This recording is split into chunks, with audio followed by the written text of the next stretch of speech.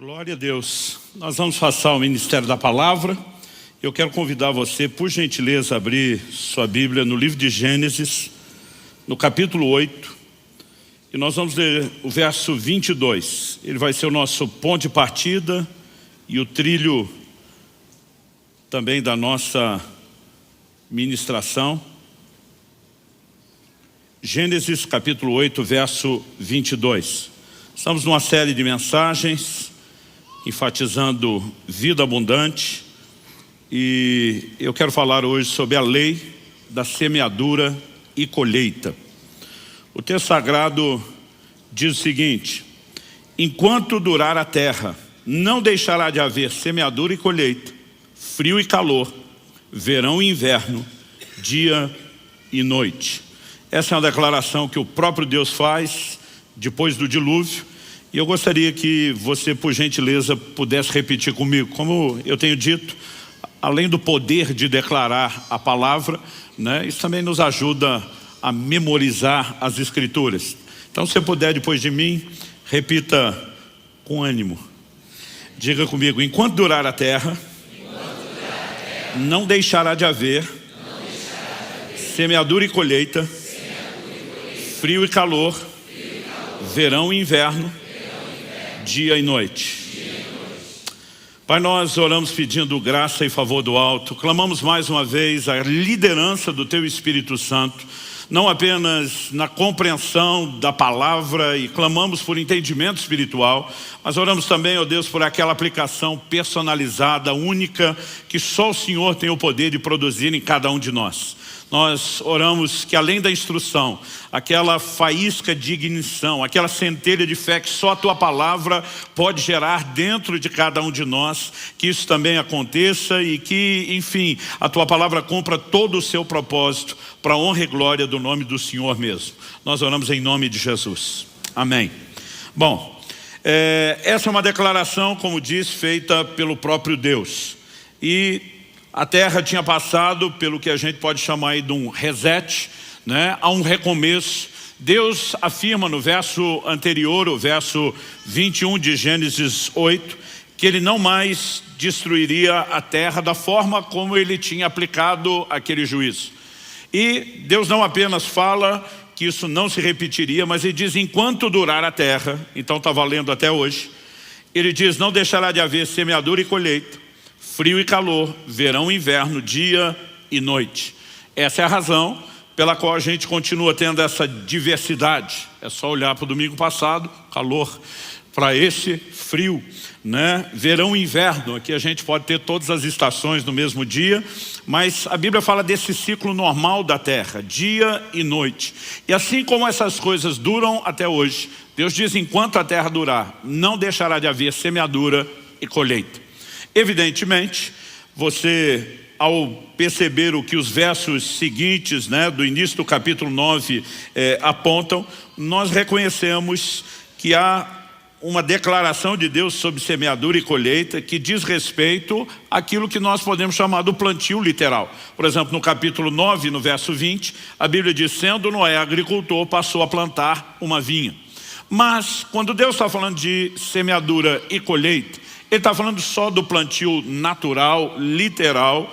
Evidente que não. Quando você olha toda a Escritura, você percebe que essa lei, ela não funciona apenas no plano natural, Aliás, há muitos paralelos entre aquilo que Deus estabeleceu no mundo natural e no mundo espiritual. Em Gálatas, no capítulo 6, nos versículos 7 e 8, a Bíblia diz: não se enganem, de Deus não se zomba, pois aquilo que a pessoa semear, isso também colherá. Você pode repetir isso comigo? Diga: aquilo que a pessoa semear, isso também colherá. Então Paulo continua e diz: quem semeia para a sua própria carne, da carne colherá corrupção, mas quem semeia para o Espírito, do Espírito colherá vida eterna. Então é evidente que essa lei de semeadura e ceifa, ela não se aplica apenas a uma semente literal como a do trigo, do milho, e ela se estende ao plano espiritual. Eu pude entender desde bem cedo, desde a minha adolescência, que essa lei, ela vai reger as nossas vidas. Quer você tenha conhecimento, quer não, é um princípio espiritual. Quer você decida fazer bom uso dele ou não, é uma lei espiritual. E ela não se limita a questões financeiras. Então já faz vários domingos que a gente transita, passa pelo terreno daquilo que é material e financeiro, mas sempre apresentando o entendimento de que essas leis, de que esses princípios são maiores. Não excluem o aspecto financeiro, mas não se limitam a isso. Eu, por exemplo, aprendi desde a minha adolescência que palavras são sementes. E eu sempre digo às pessoas, não fale aquilo que você não gostaria, né, de ver materializado. Esse é assunto para um ensino em outra ocasião, mas a Bíblia também mostra que nossas atitudes também, como veremos ao longo da ministração, funcionam dentro da lei da semeadura e colheita. Então a forma como você trata outros determina a maneira como você será tratado. Então eu quero que você possa ter o olhar abrangente, mas não queremos excluir, né, a intencionalidade de aplicação também no terreno material e financeiro. A forma como a gente teve dentro de casa a oportunidade de ver nossos filhos ter uma lição muito clara do que é semeadura e colheita, né, dos princípios que nós vamos abordar. Hoje é algo que a gente olha para trás e a gente é muito grato a Deus pelo impacto que isso teve. Quando meus filhos eram ainda bem pequenos, nós vivemos uma fase de desafio. Quando fomos plantar Alcance Irati, há mais de 20 anos atrás, né, eu tive uma direção de Deus, não acredito que isso é um modelo a ser reproduzido, nem por qualquer pessoa, nem em qualquer lugar. Mas na época o Senhor falou comigo, eu quero lhe ensinar a respeito de fé. Eu tinha vivido dessa forma lá atrás, no início do ministério, quando eu era solteiro, mas o Senhor falou, eu quero que você dependa de mim e de mais ninguém. Então quando fomos plantar a primeira das Alcances, eu simplesmente abracei aquele desafio, não tinha nenhum tipo de sustento. Mas não bastasse isso, levei comigo outras 6 famílias, né, que de alguma forma estávamos todos juntos no projeto e a gente decidiu ter um estilo de vida onde, né, muito parecido com aquilo que você lê no livro de Atos, a gente vivia em comunidade, repartiu o que tinha no início. Kelly e eu conseguimos dar uma boa alavancada, porque a gente desfez de tudo que tinha, casa, carro, para investir no projeto, no estabelecimento da igreja. Só que o que a gente tinha não durou muito, né, para aquelas famílias todas. Então todo mundo foi baixando o padrão de vida, se adequando à nova realidade. E eu lembro que meus filhos viveram assim, no modelo que comprar brinquedo em loja de R$1,99, quantos lembram do R$1,99?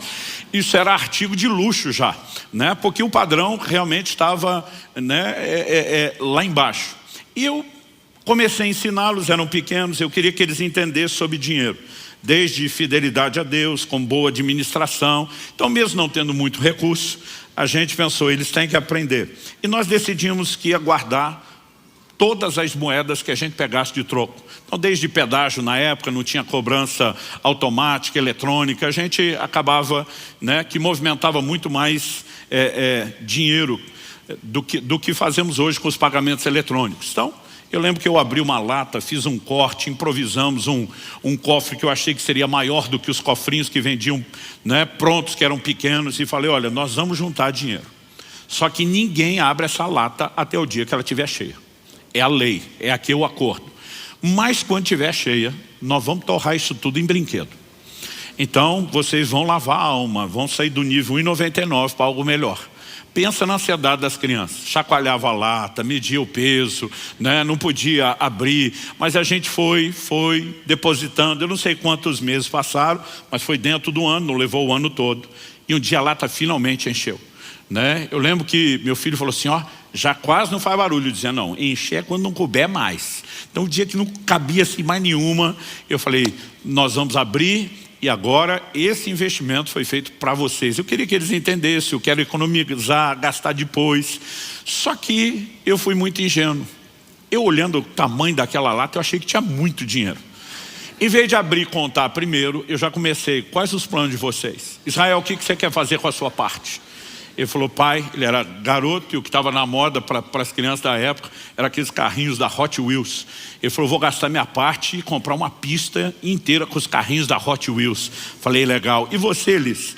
Aí minha filha disse, papai, eu quero uma coleção, né? Eu brincava que eram as bonecas flexíveis da Polly, né? Eu falei, muito bem, legal. E aí nós abrimos, é aquele mundaréu todo de moeda, gente, porque a maioria eram poucos centavos, né? Aquele mundaréu todo na época dava R$80. Eu não tinha noção do valor dos brinquedos, mas eu pensei, eu acho que não vai dar. 80 na época era muito mais dinheiro do que hoje, mas eu pensei, eu acho que não vai dar. Nessa época a gente já vinha nesse ritmo dos 2 anos e meio que morei em Irati, mas tínhamos acabado de mudar para Curitiba e eu fui com eles na loja. A pista Hot Wheels que meu filho queria, R$160. Só a dele era o dobro do que tinha de moeda. A coleção da Poli que minha filha queria, o mesmo valor. Ou seja, a gente só tinha 1/4 daquilo. Né? Eu não tinha condições de alimentar bancar o sonho deles. Eu não tinha condição nenhuma de fazer absolutamente nada. Envergonhado, eu falei, ainda não dá para comprar. Nós vamos voltar para casa. Os dois ficaram muito frustrados. E eu fui falar com Deus. Falei, Deus, a culpa é minha. Toda minha, não é sua. Mas eu preciso que o Senhor me ajude. Eu fui muito ingênuo. Eu não devia ter feito isso com as crianças. Eu estou procurando ensiná-los. Mas esse ensino tinha que ter uma conotação boa. Eu falei, se a gente levar 4 vezes o tempo que levou para estocar isso, eles vão ficar muito desanimados. E eu preciso que o Senhor me ajude, porque eu não tenho a menor condição de bancar esses brinquedos. Eu comecei a orar a respeito daquilo. E eu lembro que um dia uma pessoa me procura e falou, olha, senti Deus te dar uma oferta, mas isso é para a sua família, não estou dando com nenhuma outra direção. Me deu R$50. Eu ergui a mão para o céu, dei glória a Deus. Eu tinha um compartimento secreto na carteira que era dinheiro para não ver e não gastar com outra coisa. Coloquei ali, falei 130, já dá quase a pista. Eu orando pelo resto. Nos próximos dias não aconteceu nada. Mas um dia eu estava com uma outra pessoa e o Espírito Santo falou, pega aqueles R$50 que você escondeu na carteira e oferta na vida dele. Falei, Deus, eu estou tentando juntar o dinheiro dos meus filhos. O Senhor disse, mas esse dinheiro você vai semear na vida dele. Eu pensei, puxa, eu estou sendo egoísta, de repente estou querendo que meus filhos tenham brinquedo de luxo. Na época isso era coisa de luxo para a gente. E de repente o cara não tem o que comer, está precisando pagar conta. O Espírito Santo falou, e diga para ele que não é para ele comer nem pagar conta. É para ele comprar brinquedo para os filhos dele. Aí eu fiquei bravo. Eu falei, o Senhor vai tirar dos meus filhos para dar para os filhos dele? Apenas obedeça. Eu falei, Deus não é justo, apenas obedeça. A Bíblia diz que Deus ama o que dá com alegria. Aquele dia eu dei com indignação, com raiva. Falei, vou obedecer. Falei, vou tentar ficar alegre depois, porque agora eu não consigo. Mas algo que eu já aprendi com o tempo, você não precisa entender Deus. Você precisa apenas acreditar nele. E eu ofertei e falei, olha, isso não é para você comer nem pagar conta. Você precisa comprar brinquedo para os seus filhos. Ok, pastor, obrigado. Achei que a coisa tinha acabado aí. Não muito tempo depois, eu fui com toda a minha família na casa dessa pessoa para nós termos uma refeição. E quando chegamos, estava todo mundo à mesa. Os filhos dele vieram me agradecer os brinquedos que eu tinha dado para eles, na frente dos meus filhos. E o pior, o menino, eles tinham também um casal assim como eu, o menino diz, olha, peguei a minha parte, comprei tudo em carrinho da Hot Wheels. Eu pensava, não falem em Hot Wheels. A menina diz, não, o meu foi aqui em boneca da Poli. Eu pensando, não fala na Poli. E meus filhos me olhando com aquele olhar fulminante. Tipo, não tem dinheiro para o nosso Hot Wheels e Poli, está dando para os filhos dos outros. Teve uma hora que a família saiu da sala, nós ficamos sozinhos. Eu falei, calma, muita calma essa hora. Daqui a pouco a gente conversa. Aí, a hora que a gente estava sozinho, na hora de ir para casa, pai, mas a gente está esperando comprar. Não, eu falei, os R$80 de vocês estão lá, eu não mexi. Falei, isso é um outro dinheiro que o papai ganhou, que ia juntar para o de vocês, mas foi Deus que mandou dar. Então Deus que pegou o nosso dinheiro. Falei, agora eu vou ficar bom de bem na fita e Deus vai ficar de ruim, E a hora que eu falei isso, falei, não, gente, vocês têm que pensar que Deus é sabido. Gente, não foi uma coisa planejada, foi improviso do momento. Aí eles, como assim? Falei, olha, pensa, nós não estamos querendo Poli Hot Wheels? Sim. A gente tem condições? Não. Mas tem uma lei espiritual, que é a lei de semeadura e ceifa. Então, tudo que você planta, você colhe. Falei, Israel, lembra aquela experiência que você fez lá da escola, que plantou feijão? O que é que nasceu? Ele, vagem. Falei, ok, o que tinha dentro da vagem? Não sei, pai, nós não abrimos. Feijão. Ah, tá. Falei, planta feijão, colhe feijão. Planta milho, colhe milho. Falei, olha o que Deus fez quando a gente está orando sem ter condições de ter Poli Hot Wheels. Ele mandou a gente plantar o quê? O que eles compraram? Aí os dois me olharam empolgados, Poli Hot Wheels. Falei, quem planta Poli Hot Wheels vai colher o quê? Eles, Poli Hot Wheels. Falei, é isso. Aí eles saíram felizes, falei para Deus, te vira. agora é contigo. Pastor, o senhor mandou Deus fazer? Não mandei nada. Naquela hora, sem ter pensado, eu lembrei de uma lei espiritual. Uma lei que nos governa. Uma lei que eu já tinha experimentado o suficiente para saber que funcionaria. Alguns dias depois, estava pregando em outra cidade. Eu lembro que nós tínhamos uma conferência, então tinha 2 palavras da tarde com break rápido e depois um intervalo maior entre da tarde e a da noite. No break da palavra da tarde, um irmão me aborda, eu estava do lado do pastor da igreja, fala: pastor, o senhor poderia me ceder a chave do seu carro? Eu falei: eu nem lhe conheço, o que você quer com a chave do meu carro ou com o meu carro? O pastor só me deu um sinal assim, ó: fica tranquilo, entrega.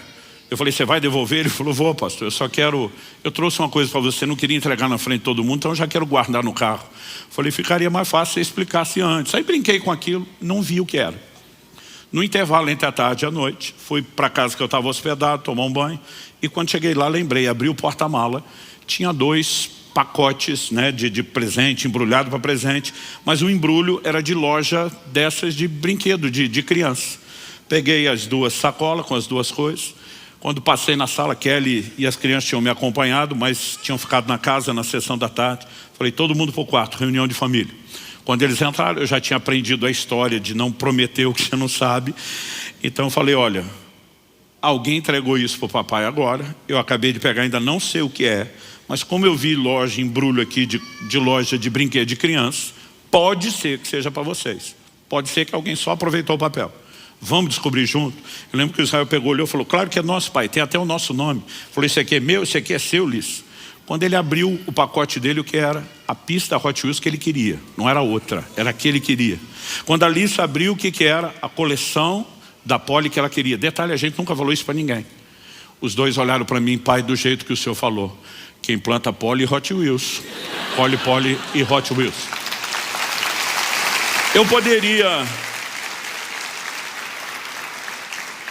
Eu poderia te contar inúmeras histórias e testemunhos de coisas que vivemos ao longo dos anos e que puderam ter um impacto didático, pedagógico incrível na vida dos meus filhos. Mas me deixe destacar princípios. Em primeiro lugar, eu quero destacar o seguinte: nós colhemos aquilo que semeamos. Você pode repetir isso comigo? Diga: colhemos aquilo que semeamos. Então você planta milho, vai colher milho. Planta trigo, vai colher trigo. Planta Hot Wheels e Polly, vai colher Hot Wheels e Polly, né? Eu gosto de chamar isso de o efeito bumerangue, né? Tudo que vai, volta. Então você tem leis espirituais, são claras a respeito disso. E é impressionante que tem coisas que elas acontecem para qualquer pessoa. Não depende de ser crente ou não. Jesus disse, por exemplo: qualquer que disser no seu coração e não, qualquer que declarar com a sua boca e não duvidar com o seu coração, né? Ele fala até mesmo de dizer ao monte: levanta-te e planta-te no mar. Ele diz: se falar crendo, vai acontecer com ele. Então, assim, de novo vou dizer sobre a questão das palavras, isso é assunto para ensino de outro dia, mas Jesus diz: falou crendo, vai ter resultado. E ele diz qualquer. Ele não falou: olha, tem que ser um cristão nascido de novo, tem que ser um crente exemplar, né, cheio de maturidade. Ele diz: é com qualquer pessoa. Então essas leis vão funcionar para quem as conhece e para quem não. Sobre o efeito bumerangue, em Mateus 7, 1 e 2, Jesus diz: não julguem, para que vocês não sejam julgados. Pois com o critério que vocês julgarem, vocês serão julgados. E com a medida com que vocês tiverem medido, vocês também serão medidos. Mateus 7, 1 e 2. Então Jesus está dizendo: se você não julga, você não é julgado. Mas se você julga, você vai ser julgado com a medida com que você foi. Plantou julgamento, colhe julgamento. Então nós percebemos que a lei de semeadura e ceifa, como eu falei, não se limita a questões materiais, embora também não as exclua. Na narrativa de Lucas, Evangelho de Lucas, capítulo 6, versos 37 e 38, nós temos alguns detalhes a mais do que aqui em Mateus. Não julguem e vocês não serão julgados. Não condenem e vocês não serão condenados. Mas ele segue e diz: perdoem e serão perdoados. Deem e lhe será dado. Boa medida, prensada, sacudida, transbordante será dada a vocês, porque com a medida com que tiverem medido, vocês serão medidos também. Então, o dai e dar-se-vos-á, né? Ou como diz essa versão que estou lendo, deem e lhe será dado, ele é parte dessa lei de semeadura e ceifa. Se eu julgo, eu sou julgado. Se eu não julgo, eu não sou julgado. Com a medida que eu meço, eu sou medido. Se eu dou, eu também recebo, né? Eu chamo isso do efeito bumerangue. Tudo que vai, volta. Mas a verdade é que cada um colhe aquilo que planta. Me permita ler alguns textos bíblicos. Salmo 7, 15 e 16 diz: abre e aprofunda uma cova e cai nesse mesmo poço que faz. A sua maldade recai sobre a cabeça e sobre o próprio crânio desce a sua violência. Pessoas que não conhecem a palavra de Deus, as leis espirituais, mas que observam e fazem constatações, tentam chamar isso por outros nomes. Talvez você já viu gente que não teme a Deus chamando isso de karma. Mas a verdade é que existe uma constatação. Tudo que vai, volta. Provérbios capítulo 11, 24 e 25. Uns dão com generosidade e tem cada vez mais, porque quem planta colhe. Só que a Bíblia diz o seguinte: outros retêm mais do que é justo e acabam na pobreza, porque não multiplicam o que tem. Verso 25. A pessoa generosa prosperará e quem dá de beber terá sua sede saciada. As traduções mais antigas diz: quem descedentar será descedentado. Tudo aquilo que você faz pelos outros farão por você. O que você não faz, provavelmente também não farão por você. E o que você faz de ruim, voltará para você. Então, eu tenho percebido que ao longo de uma vida inteira, esse princípio sempre está lá. No início da Alcance, aqui em Curitiba, eu tinha pregado e ensinado um domingo, e eu falei: gente, eu nunca fico na estrada sem ser ajudado por ninguém. Pensa num cara que já ficou na estrada. Primeiro porque no início o ministério viajava muito de carro. Eu parei de contar a quilometragem dos carros quando bateu em 1 milhão. Depois eu falei: não vou passar a vida contando isso. Só que na época, além de viajar muito, a gente não tinha condições de carro bom. Ou seja, pelas leis da probabilidade, ficava muito na estrada, né? Era um problema, era outro. E antigamente a gente ainda tinha uma frase que só os mais velhos entenderão. A gente dizia: pois é. Aliás, virava até o apelido do carro velho, meu pois é, né? E em todas essas circunstâncias, eu sempre fui ajudado. E eu comecei a perceber que eu não precisava pedir ajuda. A ajuda chegava, a ajuda se jogava no colo. Por quê? A vida inteira, por estar muito na estrada, toda vez que eu via alguém com problema, eu parava para ajudar. Eu já tive situações de estar à noite com a família, ver um carro encostado, né, e dizer para Kelly: vou para ajudar. Ela diz: olha, o cenário aqui não está dos melhores, dos favoráveis, pode ser perigoso. Eu digo: você tem razão, mas isso não significa que a gente não vai ajudar. Ia para um próximo posto, deixava eles na conveniência e segurança, voltava sozinho e oferecia ajuda. A vida inteira eu plantei ajuda, a vida inteira eu colhi ajuda. E eu tinha comentado isso num culto, e na semana fui fazer uma viagem, um jovem da igreja me acompanhou. No meio do caminho, estava indo para o Mato Grosso do Sul, uma pane elétrica no norte do Paraná, o carro parou. Ele olhou para mim e falou: agora eu quero ver. Falei: ver o que? Ele falou: a ajuda chegar sem a gente pedir. Eu falei: você vai ver, seu Tomé, né? E a primeira preocupação dele: não tem sinal de celular. Hoje é difícil ter esse sinal na estrada toda, você imagina há 18 anos atrás. E eu falei: não se preocupa com isso não, porque nós não vamos pedir ajuda, a ajuda vai chegar. Eu falei: não, pastor, o senhor não precisa ficar na obrigação de provar nada. Eu falei: não vou te provar nada, você só vai assistir. Ele falou: mas uma vez ou outra, às vezes a gente pode fazer nossa parte. Falei: hoje não. Mas ele estava preocupado com aquilo. E ele falou: olha, tem uma caminhonete que parou lá embaixo, né? Tinha uma baixada na estrada, a gente tinha pego a subida. Ele falou: tem uma que encostou lá. O cara não desceu, não está fazendo nada, tem lugar nenhum para ir. Ele falou: estou com uma suspeita. Eu falei: qual? Ele falou: ele deve ser da região e sabe que aqui não dá área de celular. Ele parou ali embaixo para resolver alguma coisa. Então, se a gente for lá, provavelmente vai dar área. Eu falei: nós não vamos a lugar nenhum. A ajuda vem atrás. Ele falou: pastor, não precisa ser rígido, teimoso com isso. Eu falei: não, eu quero agora que você veja porque funciona. Enquanto a gente está falando sobre isso, o próprio cara da caminhonete, né, ele vem na nossa direção e para atrás da gente. Quando eu vi que ele parou o carro e desceu, eu também desci, e ele falou assim: algum problema elétrico? Eu falei: sim. Ele falou: eu posso te ajudar. Eu falei: se você me deixar na próxima cidade conseguir socorro, já está ótimo. Ele falou: eu posso fazer mais do que isso, eu tenho tudo que você precisa na minha caminhonete, né, para a gente rebocar o carro, e vou fazer isso. E ele falou para mim: quando entrar na próxima cidade, eu vou passar na frente da concessionária da marca do seu carro, não vou parar. né? Ele falou, vou passar na frente de uma grande autoelétrica, não vou parar. Eu vou te levar numa outra autoelétrica mais para dentro da cidade, menorzinha, né? Ele falou, o camarada tem um preço justo, é bem mais honesto, não vai ter um prejuízo tão grande como se a gente parasse nas primeiras. Ele falou, e o cara é muito bom, e além disso, muito honesto. É um crente desses de verdade. Quando um não crente chama o crente de verdade, é uma coisa linda. Porque tem muito fake crente, né? Por aí. E aí, esse rapaz ficava olhando para mim e eu falei para ele, eu te disse. Ele falou, é sempre assim? Eu falei, sempre assim. Porque tudo aquilo que você planta, você colhe. Quem dá de beber, quem mata a sede, terá sua sede saciada. Quem está entendendo, diga amém. Provérbios 22, 8 e 9. O que semeia injustiça, colhe a desgraça. E a vara da sua indignação será destruída. O generoso será abençoado, porque reparte o seu pão com os pobres. Você pode repetir isso comigo? Diga, o generoso será abençoado, porque reparte o seu pão com os pobres. Gente, aqui nós temos lei de causa e consequência. O generoso será abençoado. Por quê? Porque reparte o pão com o pobre. Porque é uma palavra de ligação entre o raciocínio que está sendo construído, a explicação que vem depois. Ou, como Fábio, diácono da igreja, professor de português, me deu uma aula, é uma conjunção explicativa. E agora eu falo isso em todo lugar para parecer que eu estudei. Eu fico gastando até onde não preciso. Conjunção explicativa. E eu não sei onde eu estava no dia da aula que explicaram isso, que eu nunca soube o que era. Mas será abençoado. Por quê? Porque faz algo que provoca bênção. Eu sei que há uma doutrina bíblica inquestionável, que aquilo que nós recebemos de Deus é uma expressão da sua graça, e que a graça se acessa pela fé. Mas muitas vezes isso leva os cristãos ao extremo de que eu não faço nada. Tudo o que acontece não tem a ver com merecimento. E eles confundem isso com responsabilidade. Como se a gente não fizesse absolutamente nada.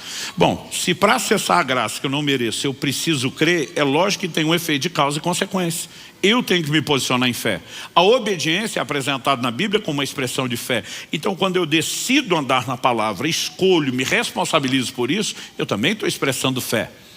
E a Bíblia está dizendo que o que reparte o pão com o pobre, né, ele será abençoado. E será abençoado por causa do que fez. Porque quem planta tem o direito de colher. Não apenas o direito, tem a inevitável consequência.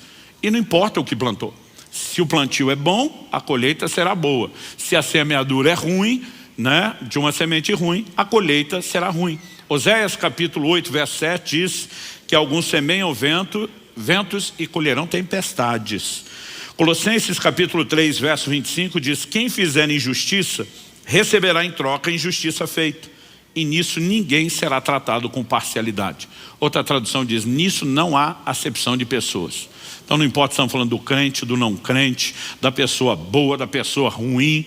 Semeou injustiça, vai colher injustiça. Por outro lado, em contrapartida, se semeou justiça, vai colher o quê? A justiça. Então, nós colhemos aquilo que plantamos. Segundo tópico, colhemos na proporção do que semeamos. Então, não apenas o seu plantio, sua semeadura determina qual será a colheita, o tipo de semente determina o que você colhe. Mas a proporção da semeadura também determina a proporção, né, da sua colheita. E aí, nós precisamos considerar a declaração de Deus em 2 Coríntios capítulo 9, verso 6. Isso afirmo, aquele que semeia pouco, também colherá pouco. E o que semeia com fartura, também colherá com fartura. Então, o tamanho, a dimensão, a proporção da colheita está relacionado à proporção da semeadura.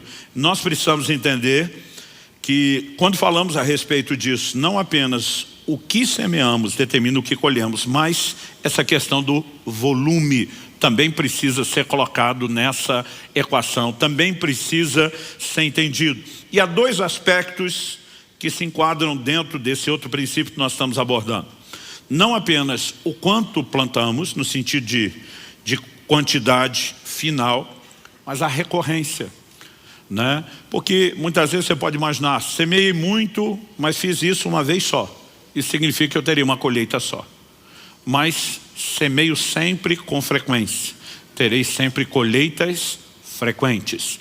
Então, Esse entendimento bíblico deve gerar em mim e você algumas percepções, né? Acredito que Deus não nos informaria de tudo isso, a não ser com uma finalidade.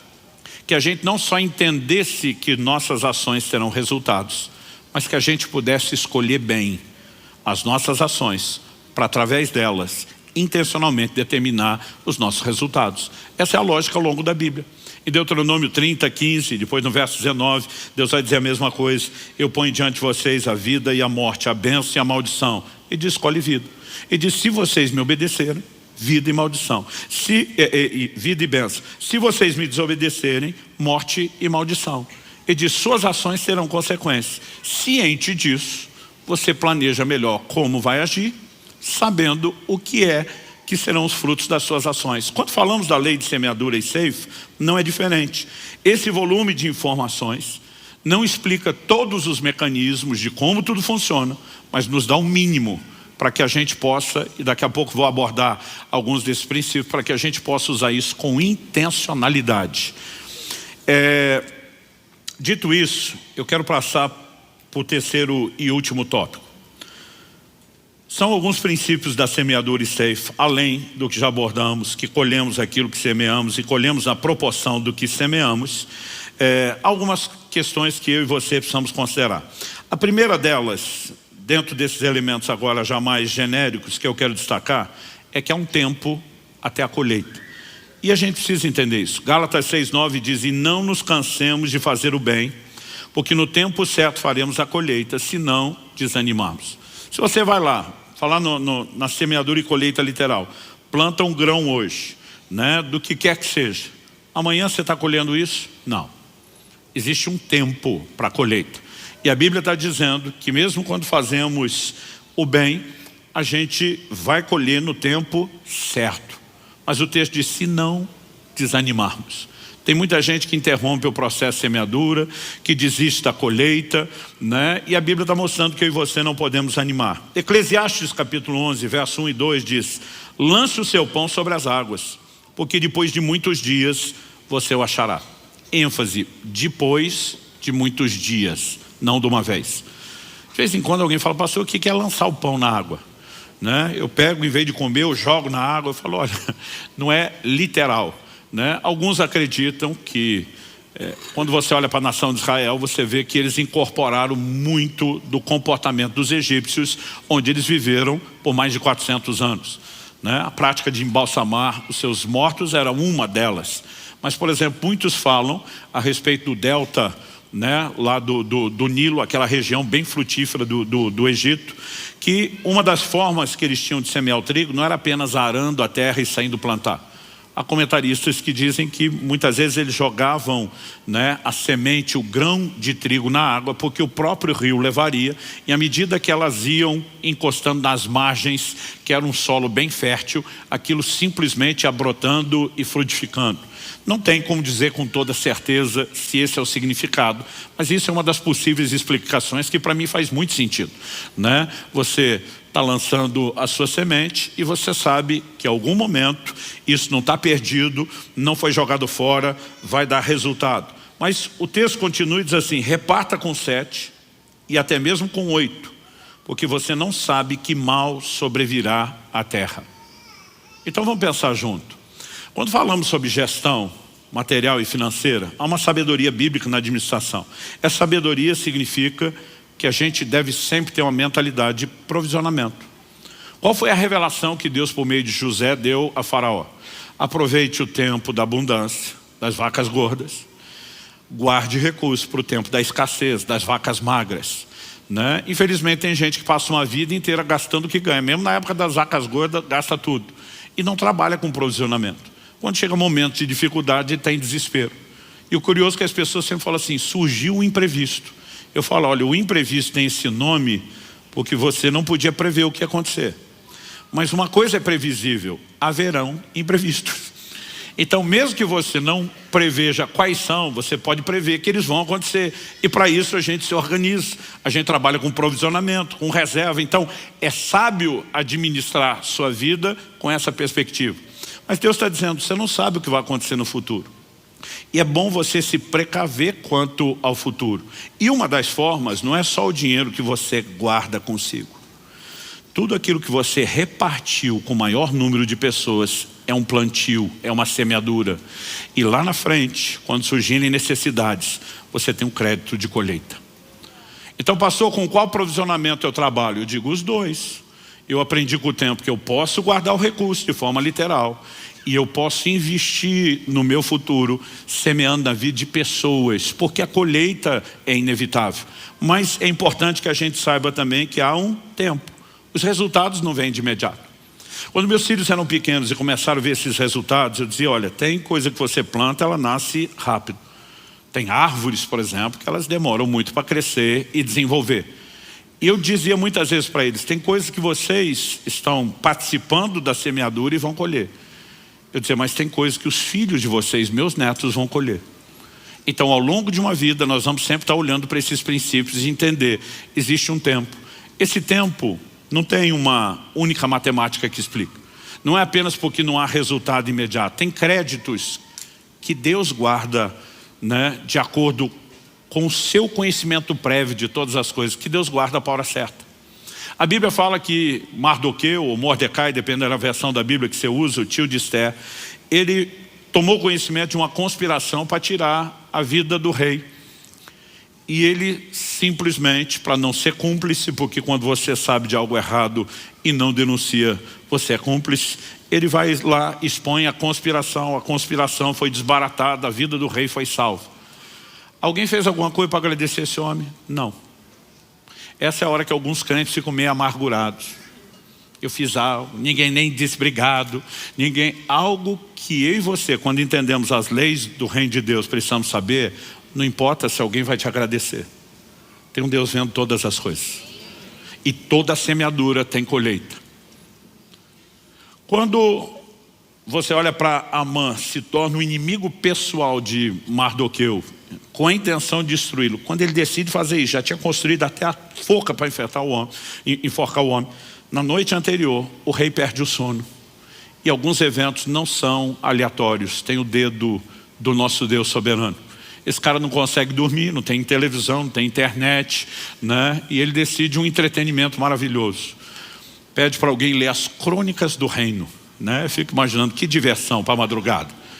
E esse camarada pega justamente o relato de como Mardoqueu desbaratou a conspiração.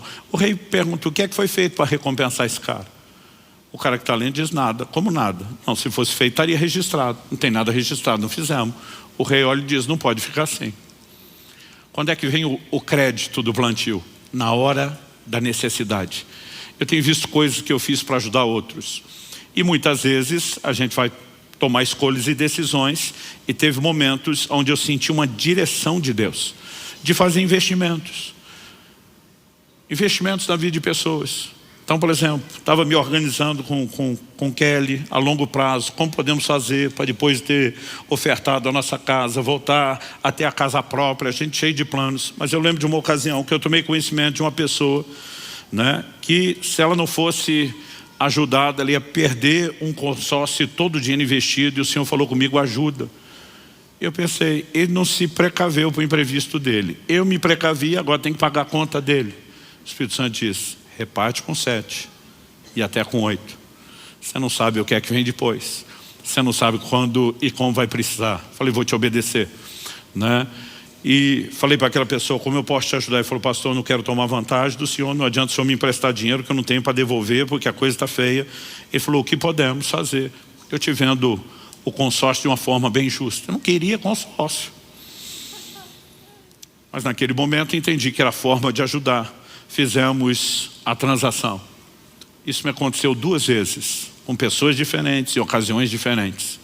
Mal sabia eu que na hora certa que eu mais precisasse, aquilo viria. Eu lembro que uma dessas pessoas era muito próxima, de confiança, e ficava no meu pé, pastor, vamos transferir esse negócio. A gente tem que dar exemplo, esse negócio não fica para depois, mesmo que a gente tenha testemunha, que se um de nós faltar, a coisa não para assim, é melhor resolver.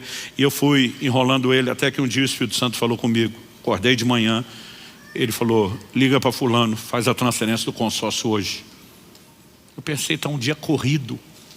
Ele diz, faça hoje. Liguei para a pessoa, falei, ó, te vira, eu estou na correria, vou espremer aqui meu horário, você esprema o seu, entramos num acordo, fomos lá. 3 da tarde, fizemos a assinatura, transferimos o consórcio. 3h40 eu fui contemplado. Na hora que eu mais precisava para adquirir a nossa casa, estava lá aquele crédito. Então, a colheita pode não vir depressa, mas a colheita sempre vem. E quando seguimos a direção de um Deus que sabe, tem informações privilegiadas que você não temos, a coisa é bem diferente. As pessoas perguntam, mas pastor, como exatamente funciona? Eu respondo com 2 palavras, não sei. Eu não preciso entender como tudo funciona. No Evangelho de Marcos, no capítulo 4, dos versos 26 a 29, nós lemos, Jesus disse ainda, o reino de Deus é como um homem que lança semente na terra. Ele dorme e acorda de noite e de dia, a semente germina e cresce, sem que ele saiba como. Repita comigo, sem que ele saiba como. Eu não preciso entender de germinação para desfrutar o resultado. Eu só preciso plantar. Então não importa se é um leigo como eu e muitos de vocês no assunto da germinação, ou se estamos falando do engenheiro agrônomo com todas as especializações possíveis em germinação. Eu, sem saber muita coisa, posso plantar e ter o resultado, que é a colheita. Ele sabendo tudo que sabe, se não plantar não vai colher. Porque a colheita não vem do quanto você entende o processo. Vem se você pratica. E tem muito crente que quer ficar entendendo as coisas antes de andar nelas. Se eu e você decidimos andar no que Deus determinou, vai dar resultado com ou sem entendimento. Então, algo que eu tenho compreendido é que eu não preciso entender todo o processo, só praticá-lo. Mas que envolve tempo, envolve. Jesus continua e diz, a terra por si mesma frutifica. Primeiro aparece a planta, depois a espiga, por fim o grão cheio na espiga, e quando o fruto já está maduro, logo manda cortar com a foice, porque chegou a colheita. Então, a Bíblia diz, a terra por si mesma frutifica. A gente não precisa entender o processo. Agora, precisamos lembrar que o processo não é de resultados instantâneos. Eu já tive situações onde eu fiz uma coisa num dia, no dia seguinte a colheita veio. Mas isso não é o padrão. Tem coisas que ao longo dos anos, né, eu tenho colhido. Então tem coisas que eu plantei 30 anos atrás, estou colhendo agora. Tem coisas que eu colhi com menos tempo. Pastor, quem determina o tempo? Não sei. Eu só sei que a gente precisa ser paciente. Outra coisa, devemos semear com intencionalidade. Em Mateus, no capítulo 7, no verso 12, esse é um dos versículos que rege a minha vida, todo o meu comportamento em todas as áreas. Jesus diz, portanto, tudo o que vocês querem que os outros façam a vocês, façam também vocês a eles, porque essa é a lei e os profetas. Tudo o que você quer que te faça, faça aos outros. Lembra do efeito bumerangue que nós falamos? Tudo que vai e volta. Então alguns apenas dizem, eu não vou julgar porque eu não quero ser julgado. Ou seja, ele se abstém de um comportamento ruim porque ele não quer ter uma colheita ruim. Mas a Bíblia não fala só para você não fazer algo ruim porque você não quer que volte. A Bíblia mostra que eu e você podemos intencionalmente fazer coisas boas porque queremos que essas voltem.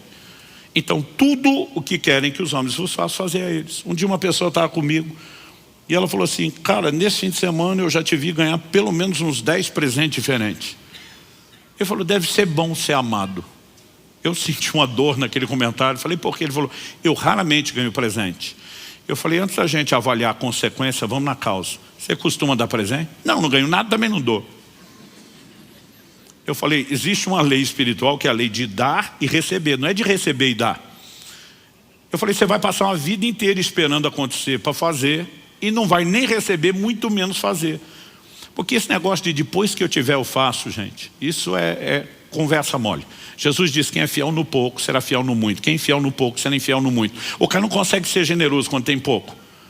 Vai deixar de ser avarento a hora que tiver muito e estiver gostando daquilo que pegou na mão? Fala sério, né? Então assim, nós precisamos entender essas verdades. Eu olhei para ele e falei, olha, se você permanecer perto de mim, tempo suficiente, você vai ver que a maioria dessas coisas que eu ganhei não vão para aqui. Vão ser redistribuídas, vão ser canalizadas. Agora, quanto mais se semeia, mais se colhe. E é impossível não experimentar essa lei. Mas nós podemos experimentá-la com intencionalidade. Eu lembro quando meus filhos ainda eram pequenos, eu fiz uma mobilização de alguns irmãos da igreja, que eram mais próximos, que eu tinha liberdade para falar isso. E falei, olha, estou sentindo Deus me incomodar em relação a algo. Eu creio que nós temos que investir numa boa educação. para os filhos de um missionário que está lá no campo, na linha de frente, e que não teria recurso para isso, e se tivesse, nunca botaria dinheiro nisso, por causa das outras necessidades que tem lá, e seria a última coisa no orçamento dele, se é que entraria. Mas Deus está me incomodando. E aí nós podemos fazer e bancar o que ele não faria. Então nós não vamos dar o dinheiro, nós vamos dar o estudo dos filhos. E um desses irmãos falou: pastor, acho seu coração lindo, conta comigo, estou dentro. Ele falou: mas só me preocupa com uma coisa. Eu falei: qual? Ele falou: o senhor não tinha que estar juntando dinheiro para o estudo dos seus filhos? Ele disse: o senhor não vai confiar nesse sistema educacional falido. O senhor tem a visão para ele, sabe do plano e o propósito. Eu falei: não, eu estou me organizando de uma maneira que vai ficar progressiva em fazer minhas reservas aqui. Mas eu falei: quando eu faço algo pelos filhos dos outros, estou fazendo pelos meus. Porque tudo que você planta, você colhe. O cara falou: eu acho bonito, mas eu acho que o senhor está espiritualizando, né? Eu falei: daqui a um tempo você vai ver. Eu lembro quando, e a pessoa está sentada aqui hoje enquanto eu falo, mas a gente nunca entrega nomes. Quando Israel completou 14 anos de idade, só iria para a faculdade aos 18. Ele ganhou uma bolsa completa da faculdade nos Estados Unidos. Aí essa pessoa falou: estou lembrando daquilo que você falou. Eu falei: você está lembrando agora, eu nunca esqueci. Eu só não sabia exatamente quando e como viria. Mas essas sementes, elas sempre dão resultados. E a gente tem essas informações para que a gente possa usar isso com intencionalidade. Eu citei antes falando do tempo. Vou citar de novo com um versículo a mais para falar de intencionalidade. Gálatas 6:9 diz: não nos cansemos de fazer o bem, porque no tempo certo faremos a colheita se não desanimamos. Verso 10: por isso, enquanto tivermos oportunidade, façamos o bem a todos, mas principalmente aos da família da fé. E diz: já que tem colheita, por isso vamos fazer o bem. Então há uma expressão de amor pelas pessoas, há uma revelação do caráter generoso de Deus, como temos trabalhado em várias outras reuniões. Eu me preocupo que a gente lembre disso, para não parecer que nós estamos, apresentando o princípio como se fosse mera barganha, mas ao mesmo tempo Deus diz: entendeu os princípios, tem o coração correto, saiba de uma coisa: você também vai colher resultados. E nós podemos fazer isso com intencionalidade. Durante toda a minha vida, a maneira como eu trato as pessoas em qualquer circunstância, não importa se estamos falando do ministério, de vida espiritual, qualquer relação, pode ser uma comercial, como eu gostaria que me tratasse. Então por que é que eu vou dar uma de esperto e passar a perna em alguém se eu não quero que façam isso comigo? E se eu ajo dessa forma, é certo que agirão comigo. Mas se por outro lado, você olha o Jacó dando uma desperto com o irmão e daqui a pouco encontra um sogro que dá nó em pingo d'água, e conseguiu ser mais esperto do que ele. Lá na frente viria Deus mudar a sua sorte. Mas eu e você precisamos entender que tudo aquilo que a gente planta, a gente colhe. Então escolha um plantio correto. E a última coisa que eu quero destacar: persistência também é necessária. Lembra que lemos Eclesiastes capítulo 1, lança o teu pão sobre as águas, verso 2, reparte com 7 até com 8. No versículo 6, o texto diz assim: semeie a sua semente de manhã e à tarde não fique de braços cruzados, porque você não sabe qual irá prosperar, se esta, se aquela ou se ambas serão igualmente boas. Às vezes alguém me pergunta: pastor, o que o senhor acha que foi a semente que determinou essa colheita? Eu falei: não sei, foi tanta semente. A Bíblia diz para semear de manhã, depois à tarde de novo, não fica de braço cruzado, não perca a oportunidade. E você não sabe qual vai dar resultado, ou se as duas. Então, eu não consigo determinar se a colheita veio da semente da manhã, se veio da tarde, se é a combinação das duas. Mas uma coisa que é certa: o resultado vem. Então, a gente pode, além de ter intencionalidade, entender que isso envolve recorrência, persistência, é um estilo de vida. E quando a gente começa a trabalhar nessa perspectiva, na hora certa, a colheita virá. E como eu disse, a hora certa envolve tempos e circunstâncias que eu e você não temos todo o conhecimento, não temos toda a clareza. Mas algo que é certo e seguro, o efeito bumerangue, a lei de dar e receber está aí. Tudo o que nós fazemos pelas pessoas acaba voltando. Então, como eu falei antes, vou repetir isso: não se limita ao aspecto material e financeiro. né? Desde aquilo que falamos, desde o nosso comportamento, a maneira como tratamos os outros, mas também todo o comportamento e o trato nessa perspectiva material. Quando a Bíblia diz que o generoso será abençoado porque se compadece do pobre, quando diz reparta com 7, até mesmo com 8, a gente precisa entender que no plano de Deus, ainda que você não seja egoísta e saia do centro, não existe como não colher resultados, porque nós servimos a um Deus que é justo. Ele não é injusto. Então o que você faz, o que você planta, você colhe. É só uma questão de tempo. Quando você escolheu o que plantar, você determinou qual a colheita. Quando você escolheu quanto plantar, você determinou a dimensão da colheita. E no processo, é importante você lembre a necessidade de paciência, a necessidade de persistência, né? E independente de entender ou não entender o processo, que a gente sempre tem essa percepção de que deve haver intencionalidade. Você recebe essa palavra? Amém. Vamos orar. Assentado mesmo, eu gostaria que você pudesse ter um tempo e falar com Deus. Pai, nós te agradecemos pelas leis imutáveis do teu reino, estabelecidas pelo Senhor, e muitas delas, ainda que não plenamente, podemos reconhecer e que nos têm sido reveladas por meio da sua palavra, que é fiel, que é verdadeira, que não falha, que não pode mentir. Pai, nós queremos clamar graça e favor do alto. Não apenas, como já oramos no início e insistimos nisso agora, não apenas para que haja um entendimento espiritual, mas Pai, nós oramos por aquela liderança personalizada do Teu Espírito Santo. Que o Senhor nos conduza a andar com a clareza de entendimento, com a clareza de percepção dessas verdades, e que no dia a dia o Teu Espírito não apenas nos lembre, mas nos guie no sentido da aplicação. Nós clamamos graça, favor do alto, em nome de Jesus. Amém.